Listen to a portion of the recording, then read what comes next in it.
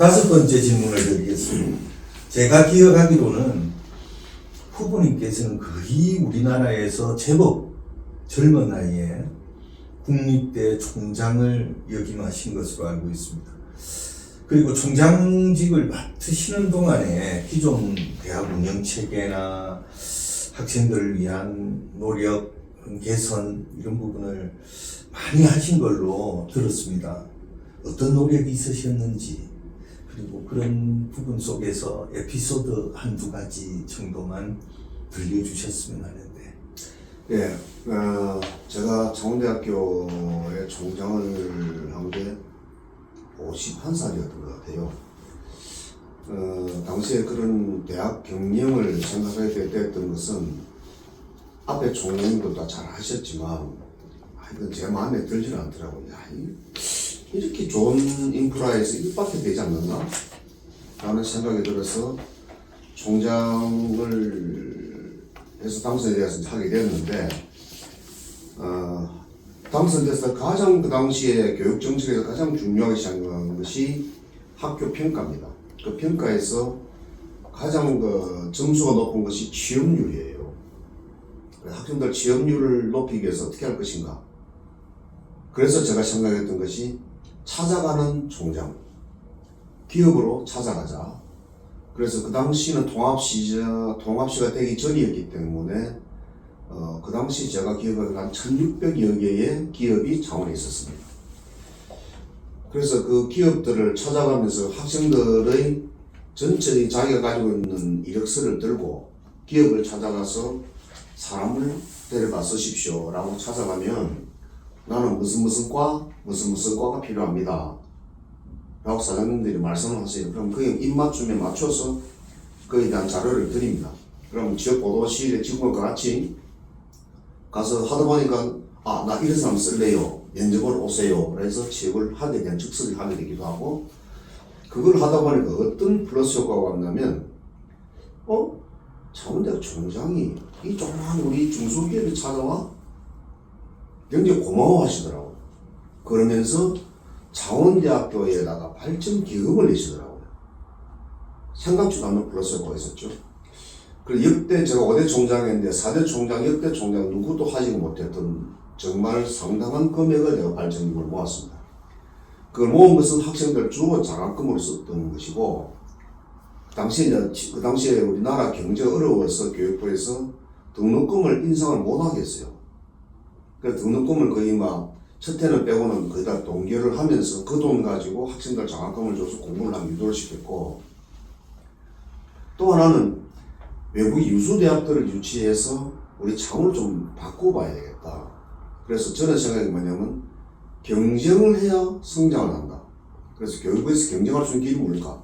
그 외국 대학들이 들어와서 예를 들어서 일본의 동경대학이라든지 런던의 옥스포드라든지 미국 MIT라든지 스탠포드라든지 이런 학교들 중에 우리 창원대학교의 뒤에 교육부지가 있기 때문에 동교를 만들어서 우리 창원대학교 교수님들과 경쟁도 시키고 또 학생도 받아들여가지고 이 학교의 위상도 높이고, 또 거기다 더욱더 뭘 생각했냐면 우리 창원대학교만 할 것이 아니고 창원대학교는 특수한 것이 기계공업이고 조선입니다.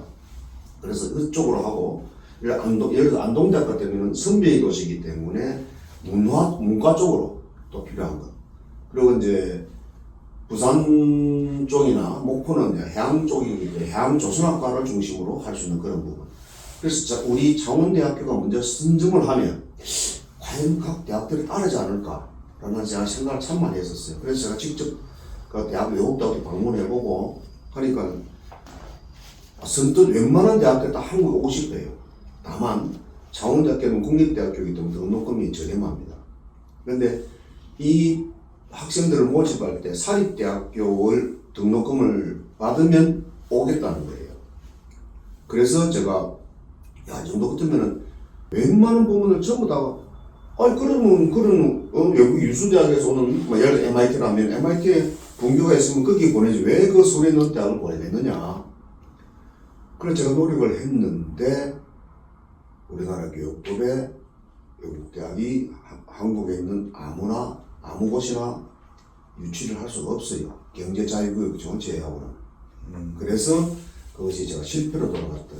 지금도 생각이 뭐냐면 아직도 우리나라는 세계화되려면은 특히 서울대학교가 왜 100등 정도밖에 안 되느냐.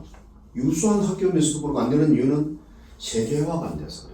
교육 개방을 통해서 우리 서울대학교가 중국이나 일본이나 대만이나 베트남 같은 데도 갈 수 있어야 되는데 하지 못해요. 비근한 예로 캄보디아 같은 곳을 볼 수 있는데 제가 캄보디아 갔을 때 캄보디아 정부가 교육부에서 우리 한국에 있는 대학을 좀 캄보디아에 설치해 주면 되지 않느냐. 무슨 대학을 원합니까? 라고 물으니 캄보디아에는 우물이 없어요. 물이 없어요. 그 우물을 파야 되는데 우물을 팔 수 있는 능력을 가진 대학이 있어요. 그것이 가장 우리나라에 제일 좋은 대학이 진주에 있는 경상대학교입니다.